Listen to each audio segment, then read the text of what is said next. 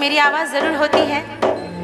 और जैसे कि आप सुन पा रहे हैं, मेरी आवाज़ थोड़ी सी लगी हुई है रेगुलर कार्यक्रम करने के कारण, लेकिन आप सबों का प्यार है कि मैं खिंची चली आई आप सबों के बीच।